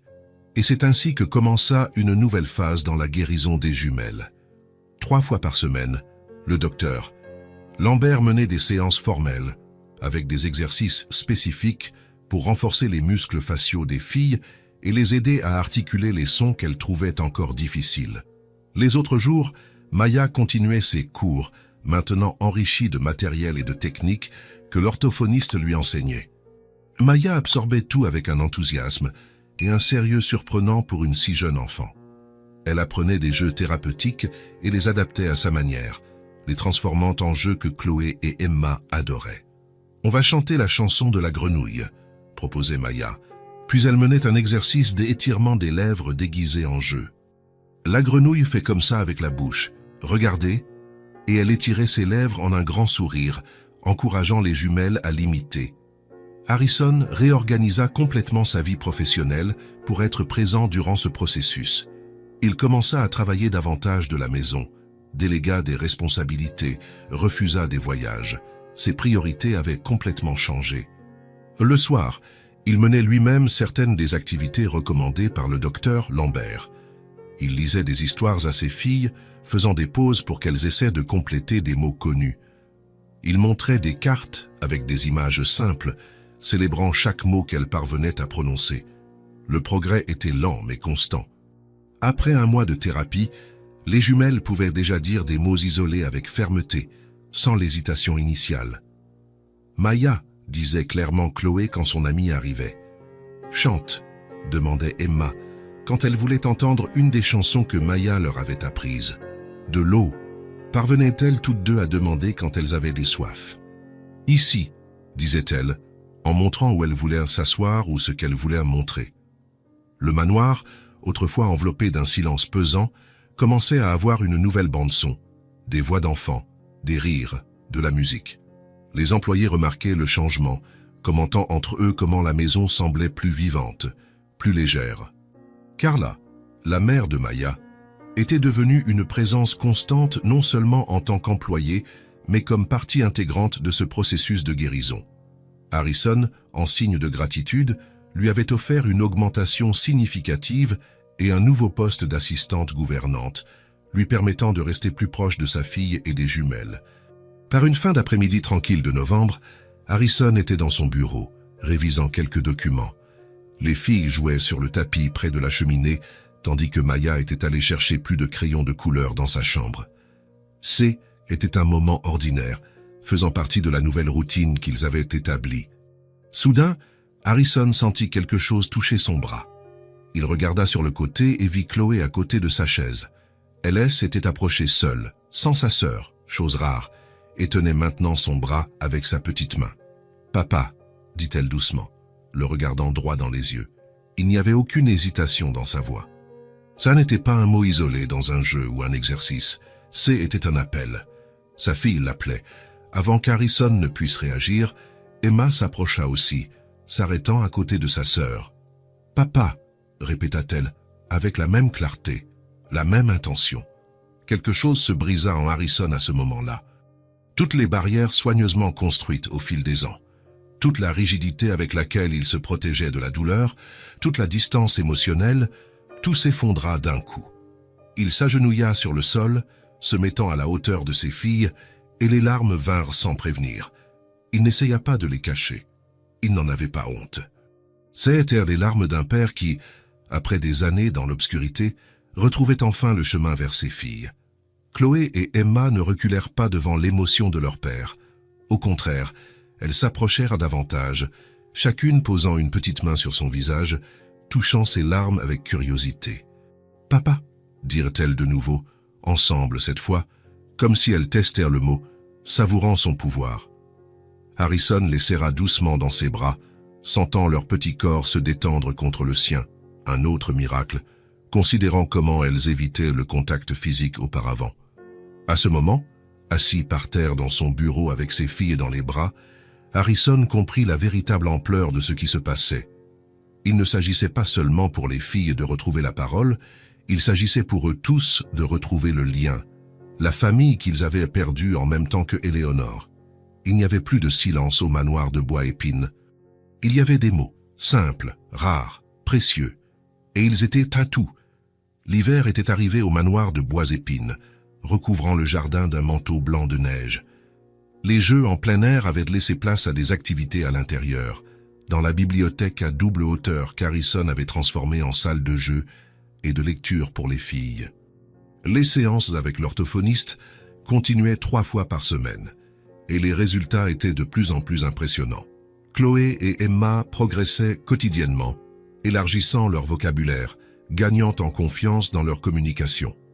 Elles ne formaient pas encore de phrases complètes, ni ne conversaient avec fluidité, mais chaque nouveau mot était célébré comme une victoire. Ce matin de décembre, Harrison observait par la fenêtre de son bureau la neige tomber doucement. Noël approchait, et pour la première fois depuis des années, il ressentait une véritable attente pour cette date. Il y avait tant de raisons de célébrer, tant de miracles à remercier. Ses pensées furent interrompues par un léger coup à la porte. « Entrez », répondit-il. Marthe ouvrit la porte, son visage sérieux comme toujours, mais avec une lueur différente dans les yeux. Tout le monde dans la maison semblait plus léger ces derniers mois. M. Thornwood, Madame Moreau a terminé ses tâches du matin. Souhaitez-vous lui parler maintenant, comme vous l'avez demandé? Harrison hocha la tête. Oui, Marthe. S'il vous plaît, demandez-lui de venir à mon bureau. Et assurez-vous que les filles sont occupées avec Mademoiselle Bailly. Mademoiselle Bailly était la nouvelle tutrice qu'il avait engagée, une jeune enseignante spécialisée dans l'éducation de la petite enfance et les besoins spéciaux. Oui, monsieur. Les filles sont dans la salle de jeu avec Maya et Mademoiselle Bailly. Elles font un puzzle. Harrison sourit en imaginant la scène. Parfait. Merci, Marthe. En attendant, Harrison organisa mentalement ce qu'il voulait dire. Il y avait beaucoup réfléchi, consulté ses avocats, pris toutes les dispositions nécessaires. Était maintenant le moment de partager sa décision. Quelques minutes plus tard, un coup hésitant retentit à la porte. « Entrez, Madame Moreau », appela Harrison. Carla entra, portant toujours son uniforme de travail, bien qu'il soit maintenant de meilleure qualité, et porte un badge l'identifiant comme assistante de la gouvernante. Elle semblait nerveuse, les mains jointes devant elle. « Monsieur voulait me voir ? » ?»« Oui, s'il vous plaît, asseyez-vous. » Harrison indiqua la chaise en face de son bureau, mais ne resta pas assis à sa place.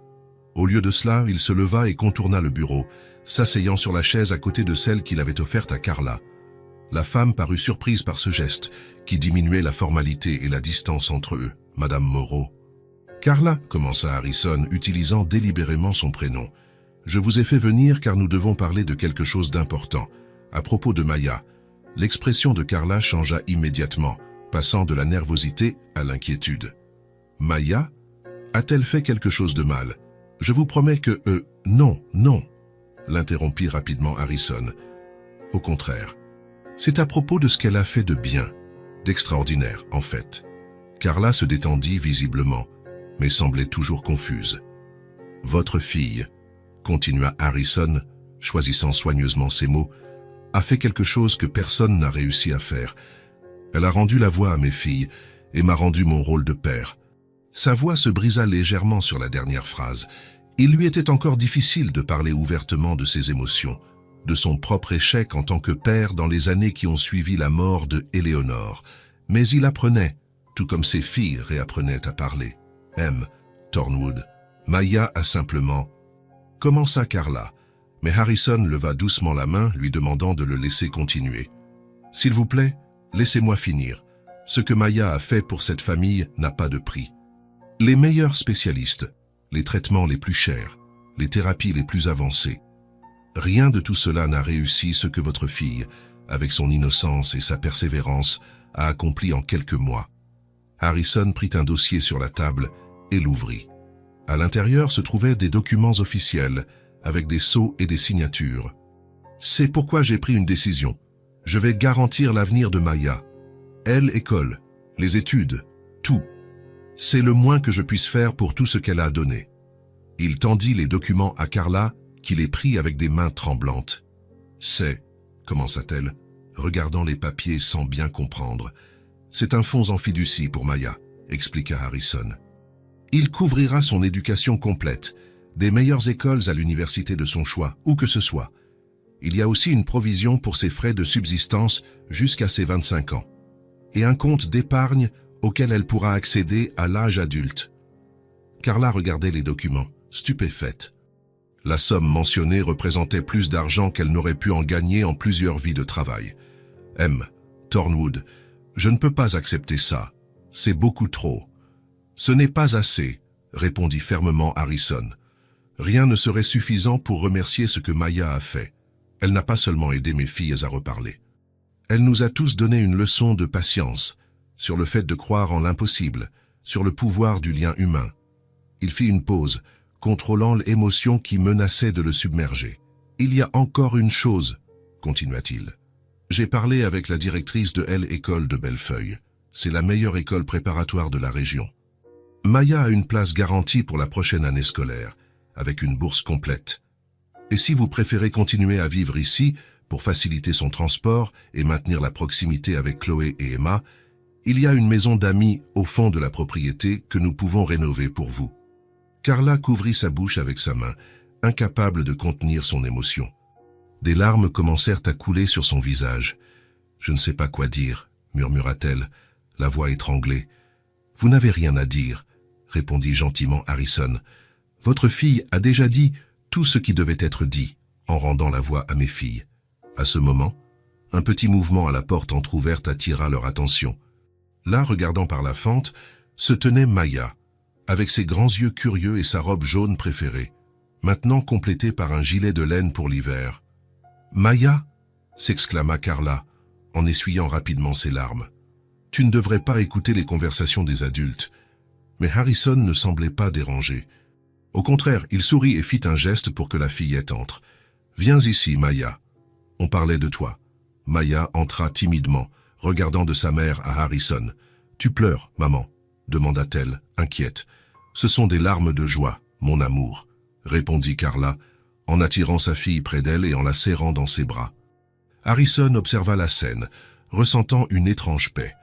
Il y avait tant d'autres choses qu'il aurait aimé dire, tant de façons qu'il avait envisagées pour exprimer sa gratitude. Mais peut-être que certaines choses n'avaient pas besoin d'être dites à voix haute. Certaines formes de gratitude s'entendent avec le cœur, pas avec les oreilles. Maya, toujours dans les bras de sa mère, regarda Harrison par-dessus son épaule et sourit, ce sourire sincère et éclatant qui avait illuminé l'obscurité du manoir de bois épine. Et dans ce sourire, Harrison vit qu'elle comprenait. D'une manière ou d'une autre, cet enfant extraordinaire comprenait parfaitement la gratitude qu'il essayait d'exprimer. 6 mois plus tard, la transformation était complète. Par un matin de printemps ensoleillé, Chloé entra dans le bureau d'Harrison sans frapper. Ses cheveux blonds brillaient sous la lumière qui entrait par la fenêtre, coiffée en une tresse soigneusement faite par Marthe. « Papa, viens jouer », dit-elle avec une clarté surprenante. Une phrase complète, spontanée. Harrison sentit sa poitrine se gonfler de fierté et de joie. Dans le jardin, Emma vit son père arriver et courut vers lui, ses petits pieds touchant à peine la pelouse fraîchement coupée et parfumée. « Maya, chante avec moi », appela-t-elle, sa voix petite mais confiante, comme un oiseau qui apprend enfin à chanter. Les 3 filles formèrent un cercle, chantant et tournant tandis que des bulles de savon dansaient autour d'elles, reflétant la lumière du soleil en couleurs irisées qui semblaient sorties d'un rêve. Pendant le déjeuner, Emma surprit tout le monde avec une phrase inattendue. « Je veux du jus, maman ».